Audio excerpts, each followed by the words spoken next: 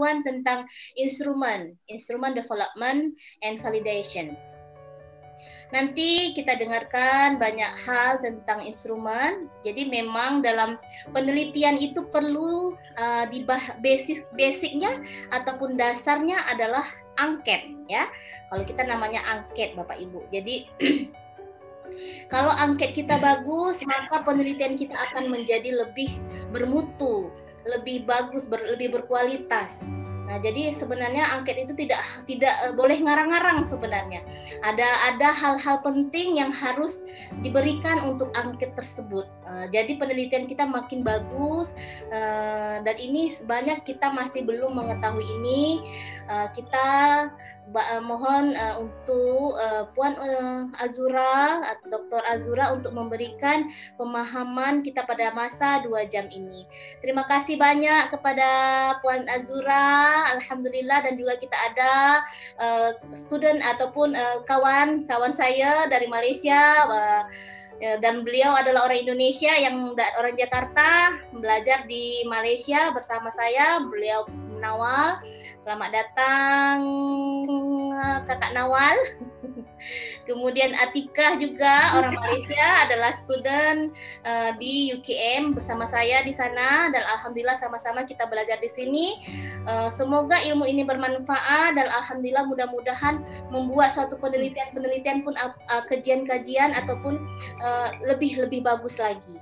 Amin ya robbal alamin. Mari kita ucapkan basmalah untuk pembukaan pada acara pada sore hari ini.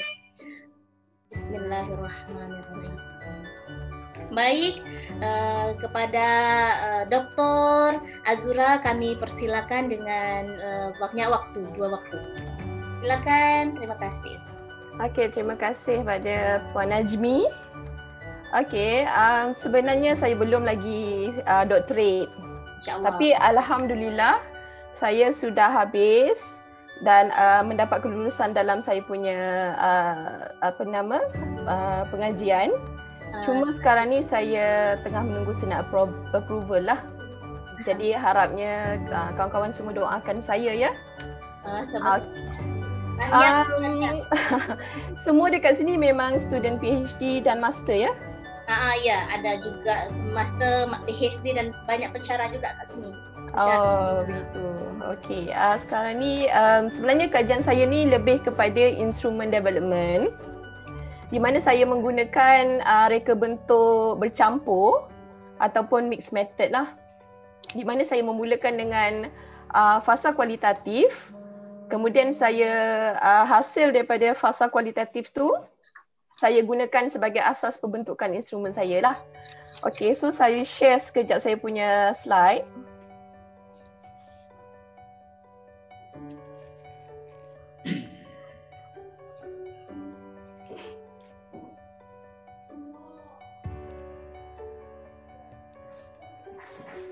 Okey, so hari ni kita cuma cover berkenaan dengan asas saja. Sebab kalau kita tengok kepada instrumen ni, kalau kita sebut kepada instrumen kajian ni, memang dia sangat agak kompleks, okey, dia agak kompleks. Tetapi jangan risau sebab kalau kita tahu step dia satu persatu, benda tu tidaklah orang kata susah macam yang digambarkan. Sebab sebelum ni siapa pernah join grup Facebook DSG, mungkin benda tu sebelum ni ada digembar-gemburkan instrumen development ni merupakan satu benda yang agak mencabar.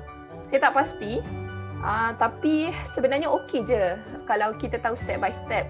Cuma setiap fasa tu make sure jangan tinggal. Sebab kalau tinggal, kita susah nak patah balik. Itu sahaja. Okey ke? Saya boleh proceed dengar ke? Okay, boleh dengar semuanya. Kalau tak faham, kalau nggak paham, boleh. Atau boleh pasang. Minta Puan Kak, Kak, pelan-pelan sikit Kak, perlahan Kak, sebabnya memahami juga ya. Okey.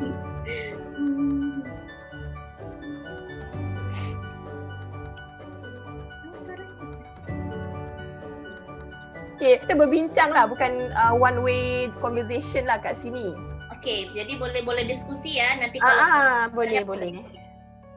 Okey, so untuk hari ni saya pergi pada permulaannya kepada asas pembangunan konstruk lah. Konstruk ni ibarat kita manusia. Okey, ibarat kita manusia, kita ni ada jantung kan? Kak, sekejap Kak. So konstruk ni adalah kita punya jantung. Kak Zura, mohon maaf Kak, ini tak ada gambar. Tak ada gambar? Okey. Yang lain sudah ada gambarnya belum yang lain? Belum. Diulang aja sekali lagi. Screen-nya coba diulang lagi Kak, screen share-nya. Ulang lagi Kak. Oh, okey. Ada. Tak tahu. Belum Tak ada. Okey, sekejap.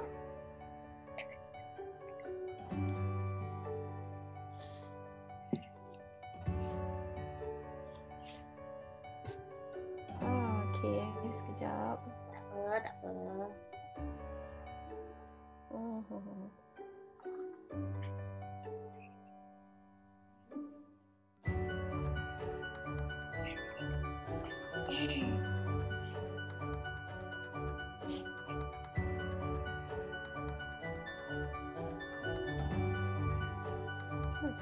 Boleh kan? Okey, sekejap. Saya share sekali lagi. Okey. Ada masalah sharing tadi. Oh ya, tak apa. Okey, jap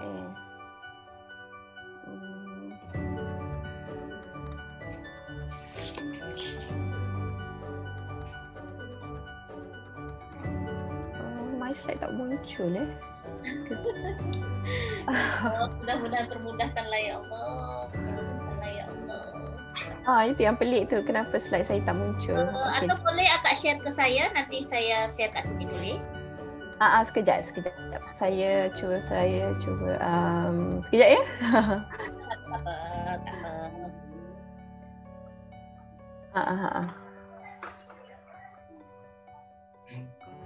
Saya tak tahu kenapa dia slow macam ni.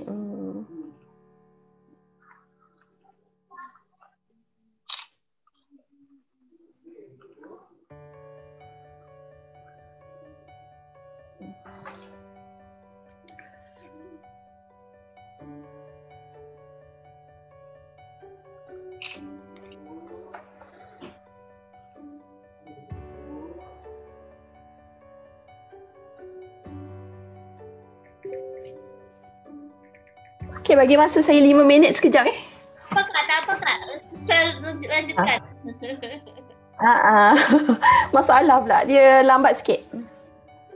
Okey. Sebab dekat sini nak hujan, mungkin antara faktor tu lah kot. Faktor tu juga kot. Atau boleh tak yang bantu dekat sini? Nanti akak next kan. Macam mana? Boleh tak akak share ke WhatsApp Najmi? Nanti Najmi sharekan dekat sini. Boleh. Boleh. Sekejap. Saya nak hantar dekat saya punya Telegram. Okey. Ibu nak buka folder pun lambat ni. Saya tak tahu sebab apa. Apa?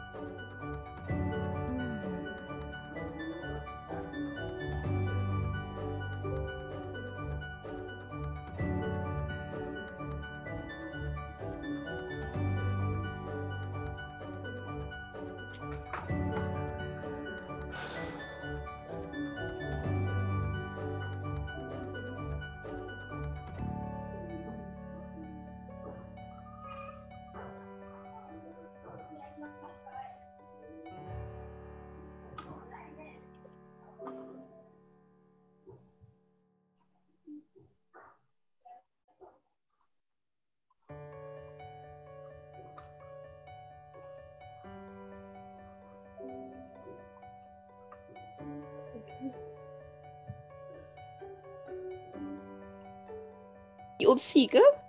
Di opsi tu. Okey. Ya sayang. Jadi kan kita ni alhamdulillah banyak kawan, banyak saudara kan. Oke, mudah-mudahan bisa ya Allah. Amin. Okey, alhamdulillah. Alhamdulillahirabbil alamin. Okey, Pak, boleh saya tahu nama bapaknya? Ya, Ustaz Ismail. Ustaz Ismail. Ustaz Ismail. Boleh zoomkan? Okey. Okey, terima kasih. Okey, minta maaf lah sekali lagi. Semua dengar suara saya clear ya? Clear. Okey, alhamdulillah. So hari ini saya lebih fokus kepada asas pembangunan instrumen lah. Macam saya kata tadi, banyak orang kata pembangunan instrumen ni dia punya proses dia agak kompleks. Ada satu isu kalau kita tengok dekat Facebook DSG, ada satu student ni dia post pasal betapa sukarnya untuk membangunkan instrumen. Jadi dia kata betul ke pendapat tu? Bagi pendapat saya secara personal lah sebab saya memang buat kajian pasal pembangunan instrumen dan saya gunakan kaedah mixed method. Terus terang saya kata memang agak kompleks sedikit pada permulaan. Tetapi kalau kita dah tahu prosesnya, kita dah tahu step by step prosedur, sebenarnya proses tu okey sahaja. Tetapi make sure jangan tinggal pun satu pun step tak boleh tinggal. Maksud saya, sekiranya kita terlupa ataupun tidak tahu step, katalah step kedua, kita nak patah balik, tak boleh dah. Benda tu akan jadi macam you terpaksa kena collect data balik dan sebagainya lah. Itu saya just bagi reminder lah untuk yang nak membangunkan instrumen. Jadi maksudnya gini Kak. Jadi kena buat lagi borang soal sedikit kalau salah. Betul. Kena buat lagi penelitian yang baru lagi. Ya. Bukan penelitian baru, maksudnya nanti saya akan terangkan prosedurnya, masa ni tak nampak. Okay. Cuma kita jangan tak boleh tinggalkan dia step by step. Kena ikut step by step. Kita tak boleh lompat-lompat. Okey, baik. Okey, next slide. Okey, so hari ni saya cover yang asas saja. Saya tak pergi kepada perincian sebab memang kalau pergi perincian satu hari pun tak habis. So saya akan pergi kepada asas pembangunan konstruk. So konstruk ni apa dia? Macam kita lah manusia. Okey, macam kita manusia, konstruk ni ibarat jantung manusia lah. Ibarat jantung kepada kita punya instrumen. Kalau tanpa konstruk, takkan ada instrumen. Sebab tu konstruk akan jadi yang paling pertama sekali, step yang paling pertama sekali. Okey, kemudian kita dah tahu konstruk kita, apa dia? Kita mesti buat kerja kan? So untuk nak buat kerja, mesti ada satu panduan khusus. Panduan ni kita perlu bersandarkan kepada, bukan kita saja-saja buat panduan tu, tapi berdasarkan kepada guideline yang sah lah, yang kita panggil sebagai model pembangunan instrumen. Okey, kemudian selepas kita dah tahu apa kerja yang kita nak buat, barulah kita buat kerja. So apa kerja yang perlu kita buat? Yang pertama sekali kita perlu menulis item. Okey. Kemudian yang kedua, selepas item ditulis, kita perlu menentukan responden terhadap item tersebut. Sama ada responden kata suka ke, tidak suka ke, macam tu. So kita perlu pilih satu skala khusus yang kita panggil sebagai skala rating lah. Okey, selepas ini semua selesai, bermakna kita sudah ada satu draft instrumen. Okey. So bila kita dah ada satu draft instrumen ini macam Najmi cakap pada awal-awalnya lah, instrumen ini perlu berkualiti. Instrumen yang tidak berkualiti tidak boleh diguna pakai, tidak boleh digeneralisasi. So tak gunalah kita nak bangunkan instrumen tersebut. So macam mana nak tentukan kualiti instrumen adalah melalui kesahan dan kebolehpercayaan. So kemudian selepas semuanya selesai barulah kita boleh uji instrumen tersebut. So pengujian instrumen melibatkan pemilihan teori pengukuran. Okey, dekat situ okey ya? Okey. Okey, alhamdulillah. Okey, next slide. Okey, dalam asas pembangunan instrumen, macam saya kata tadi, konstruk merupakan jantung bagi instrumen, right? So apa itu konstruk? Konstruk adalah underlying phenomenon yang skill intended to reflect. So macam contohnya dalam bidang pengukuran fizikal macam kimia, fizik, okey, kita ukur sesuatu berat tinggi dengan gunakan pembaris. Berat kita gunakan weight measurement tu kan? Okey. So kita nampak dekat situ secara fizikalnya. Tetapi dalam pendidikan apa yang kita nak ukur adalah kita punya latent variable. Latent variable is something yang bersifat pendam. Pendam mean kita tak boleh ukur dia secara fizikal. Kita perlu ukur dia menggunakan satu instrumen yang kita panggil sebagai questionnaire lah. Okey, dekat situ faham ya? Yang lain boleh buka sound kot. Kita boleh macam discuss lah. Discuss ya? Boleh. Okey. Boleh. Kalau Bapak Ibu tak faham boleh ditanyakan gitu. Apa sih maksudnya ini gitu? Enggak apa-apa, Bu. Bapak. Apa-apa saja. Okey. Okey, seterusnya. Okey, untuk nak mendapatkan konstruk ni, untuk mendapatkan konstruk ni, kita ada 3 sumber utama. Sumber yang pertama adalah konteks kajian. Agak bising itulah. Tolong ada yang tolong di mute dulu. Yang lain mohon di mute dulu. Nanti kalau mau bertanya boleh diinikan. Hidupkan lagi. Mohon zoomkan Okey, sumber yang pertama adalah konteks kajian. So dalam konteks kajian, contohlah dekat sini mungkin ramai yang mengajar atau menjadi guru kan. So dalam konteks kajian kita ni mungkin kita boleh kata pembelajaran dalam kelas, classroom learning. Okey, itu adalah konteks kajian. Ataupun kita boleh katakan situasi semasa guru di rumah, semasa work from home. Itu adalah konteks kajian.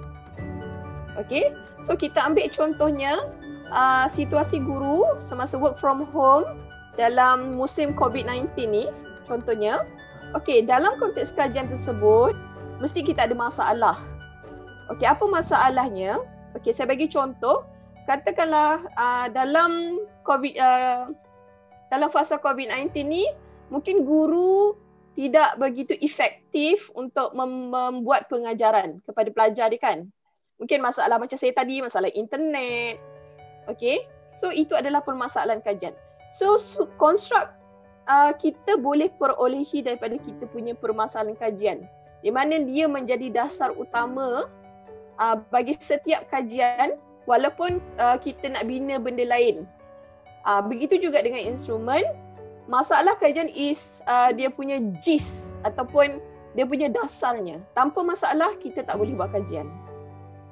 Okey, kemudian masalah yang kita lihat dalam konteks kajian ni, kita perlu bagi tahu orang, okey, dekat dalam tempat kerja saya ada masalah macam ni. You ingat rasanya orang nak percaya tak dengan apa yang you nak cakap? Rasanya macam mana Najmi? Kalau you nak bagi tahu orang ada masalah dalam tempat kerja you, agaknya orang nak percaya tak? Susahlah orang nak believe kan? Sebab kita ni siapa? Kita ni hanya orang biasa, student pula tu. Betul? Jadi kita perlu kuatkan kita punya apa yang berlaku tadi tu dengan teori. Okey? So teori ini dia akan menceritakan apa yang kita nampak dalam konteks kajian kita. Contoh macam tadi, keberkesanan guru. Kita dah dapat satu konstruk, iaitu keberkesanan guru. So kita kuatkan lagi dengan teori yang mendasari tentang keberkesanan guru. Okey. sebagai contoh, kita boleh kata kat sini teori Gagne. Teori Gagne merupakan satu teori memang teori utama berkenaan dengan teori keberkesanan guru. Okey, so daripada teori Gagne tu, kita cari lagi teori-teori kecil di bawah dia. Untuk nak support lagi kita punya claim tadi yang mengatakan bahawa keberkesanan guru memberi impact kepada pencapaian pelajar. So dah ada dua konstruk kat situ. Keberkesanan guru dan pencapaian pelajar.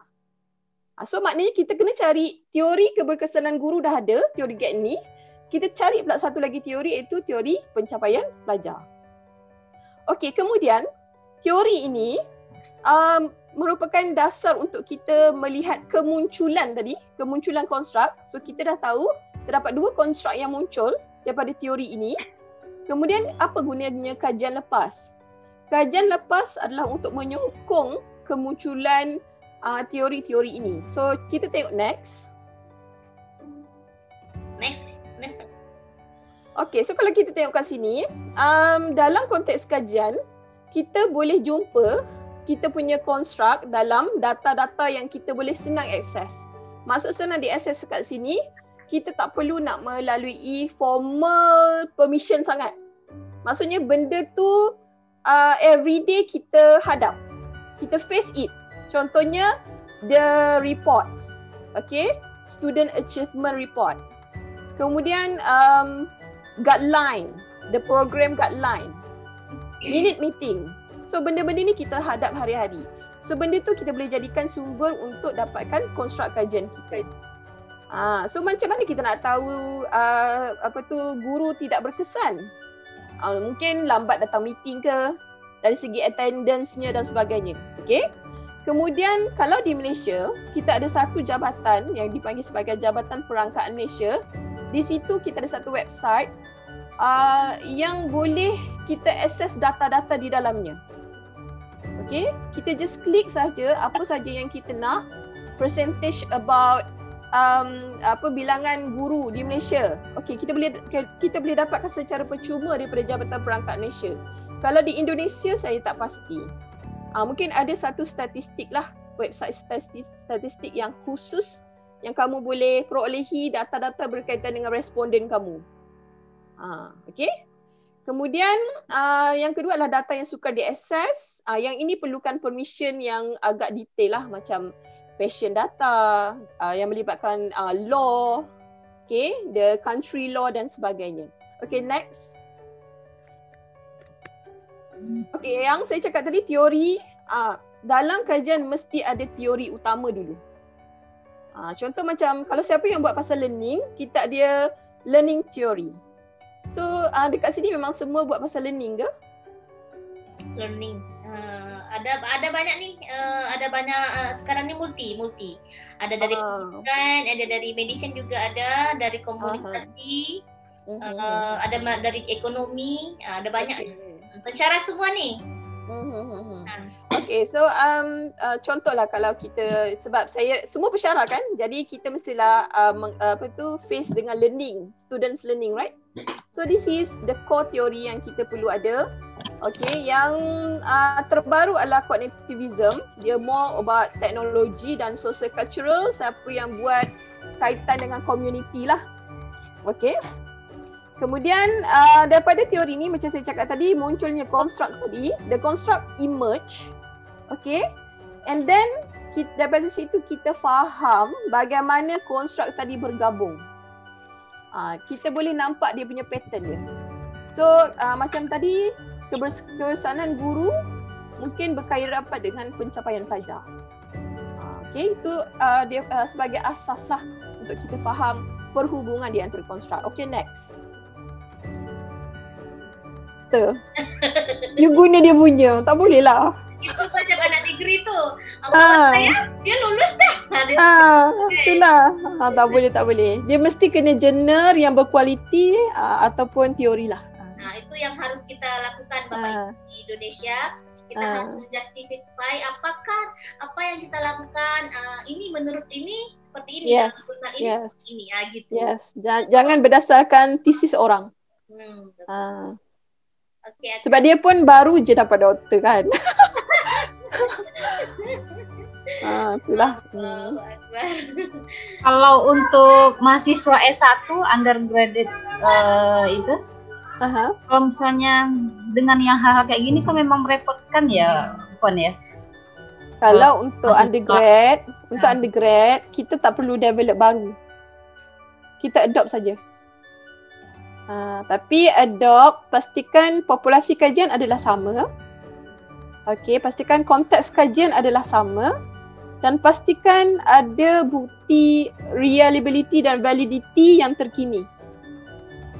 Kalau misalnya kata populasi kajian sama, konteks kajiannya sama, tapi reliability-nya tahun terkebelakang, kan?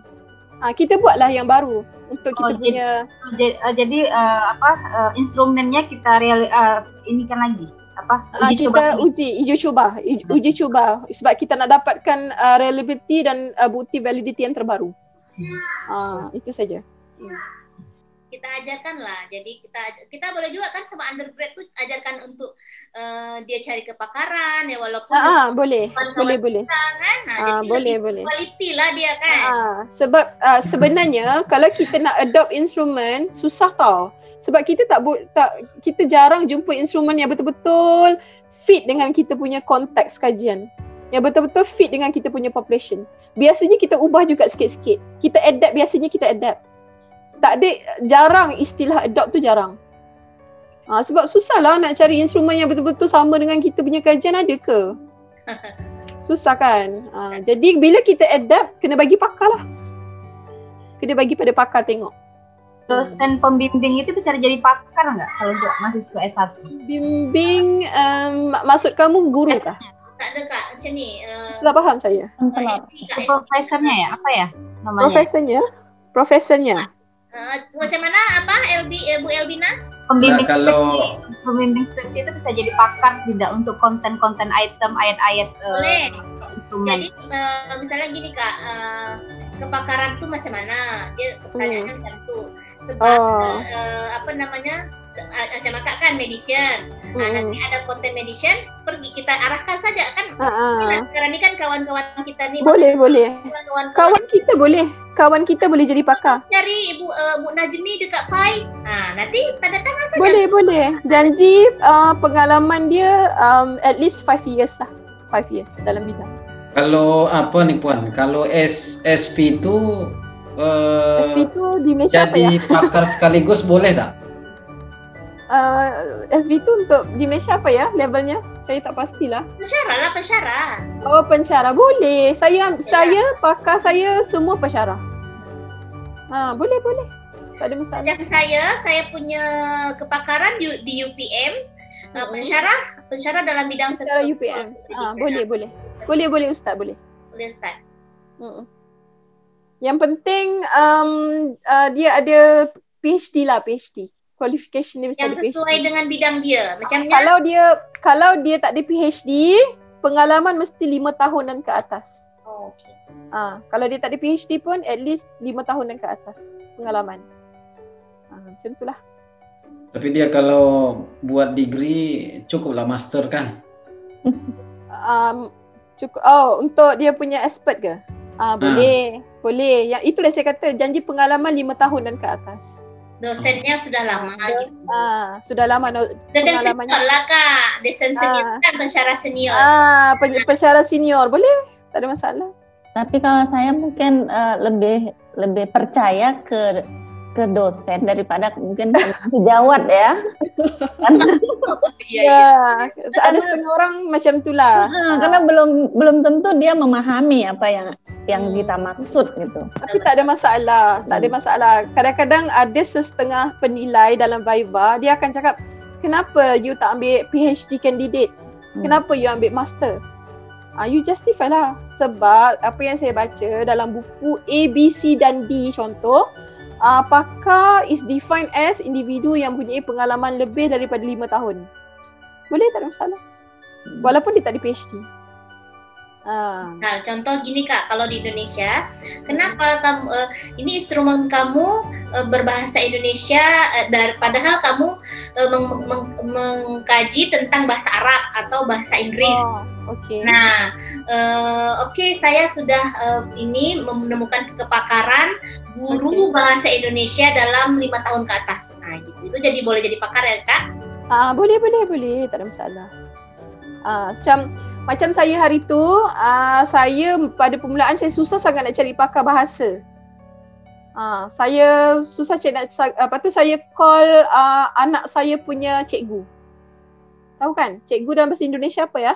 Cikgu betul lah, Guru sekolah dasar anak saya yang mengajar bahasa Melayu lebih daripada 5 tahun. Lepas tu saya tanya saya punya penyelia, supervisor, boleh ke saya gunakan dia sebagai pakar? Dia kata boleh. Tapi selepas tu alhamdulillah saya jumpa pensyarah lain ada PhD dalam linguistik, okeylah. Saya tak gunalah yang guru tu, saya ambil yang pensyarah tu. Tapi bolehlah. Walaupun dia tak ada PhD, pengalaman mengajar di dalam bidang tu lebih daripada 5 tahun tak ada masalah. Okey. Udah, alhamdulillah. Macam mana ni? Ada lagi yang bertanya? Kalau tak kita tutup lagi acara kita pada sore hari ini. Saya minta maaf sebab yang first tadi ada masalah teknikal, tiba-tiba pula. Tak ada masalah, itu namanya cabaran. Cabaran belajar. Dan satu lagi masalah bahasa. Cabaran belajar antar bangsa. Luar negara. Ya macam itulah. Alhamdulillah silaturahmi kita makin bertambah ya. Itulah saya lebih faham, saya boleh belajar bahasa Indonesia kan. Okeylah, alhamdulillah. Harap saya punya template tadi boleh guna pakailah. Okey. Ada apa-apa lagi tak? Tak ada. Ada lagi yang mau bertanya? Kalau tak kita mau tutup. Template-nya manfaat betul tuh. Ya, bagus. Alhamdulillah. Alhamdulillah. Semoga jadi. Doakan saya lulus ya. Lulus ke senat approval lah. Amin. Amin. Terima kasih banyak. Ya. Alhamdulillah. Tutup dulu Kak. Bagi sama-sama lagi. Kak Azura tutup dulu. Leave dulu ya. Tak, maksudnya buat. Sorry. Okay. Saya ucapkan terima kasih lah. Sebab sebenarnya saya boring. Duduk rumah tak ada apa. Lepas tu saya terfikir untuk share knowledge ni. Since saya pun dah habis. Sebab banyak benda yang saya confuse sebenarnya masa permulaan. So benda ni saya nak semua orang grab lah supaya step by step procedure tu tak tertinggal. Bila kita tak tertinggal step, insya-Allah kita akan lulus dalam viva kita. Tapi kalau kita tertinggal step, justify. Strong justification tu je. Justify. Baik, jurnal. Okay. Sudah, terima kasih Kak Zura. Mohon bantuan bapak-bapak, ibu-ibu untuk mendoakan Kak Zura, dipermudah semua urusannya, semua dibanyakkan rezekinya, dilimpahkan kesehatannya, dijauhkan dari COVID, keluarganya semuanya sakinah mawaddah warahmah, dan anak-anaknya semuanya sehat-sehat. Amin ya rabbal alamin. Amin. Terima kasih banyak. Karena telah memberikan kita ilmu dan mudah-mudahan itu ladang amalan bagi kakak. Terima kasih banyak. Terima kasih banyak. Terharu pula. Azura Said. Baik, terima kasih Bapak Ibu yang telah komitmen bersama kita belajar di sini. Kita kasih applause sama Puan Azura.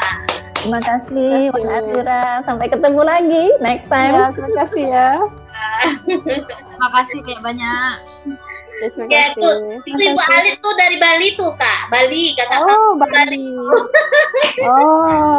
Bali. Seronok Bali. Saya rasa macam nak pergi sana. Bali tahu tak seronok? Seronok itu bagus, cantik gitu.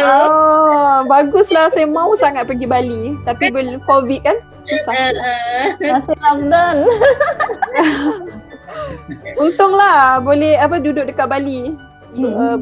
Memang orang Bali, bukan duduk kat Bali, memang orang Bali. Itulah kan, bagus sangat. Best apa tempat tu. Hilang stres. Iya, nanti kita kembali ya. Aman, nanti kita kembali tempat Kak Bu Alit. Okey, terima kasih semua. Dan terima kasih. Kita akhiri dengan hamdalah. Alhamdulillahirabbil alamin. Mudah-mudahan nanti ke depan kita bisa share ilmu lagi banyak yang lain-lainnya supaya kita tetap upgrade ilmu kita. menjadi pembelajaran bagi kita, dan kita senantiasa menjadi hamba Allah yang suka belajar, memakai topi learner walaupun kita sudah PhD doktor, tapi kita tetap terus menjadi orang yang suka belajar. Amin ya Rabbal. Amin amin ya Rabbil Terima alamin. kasih ya Kak Azura. Oke, sama. Terima kasih semua Bapak Ibu yang telah hadir pada hari ini. Saya akhiri dengan Assalamualaikum warahmatullahi wabarakatuh. Waalaikumsalam. Warahmatullahi. Terima kasih. Terima kasih, Mbak Najmi. Nanti dikasih PowerPoint-nya ya.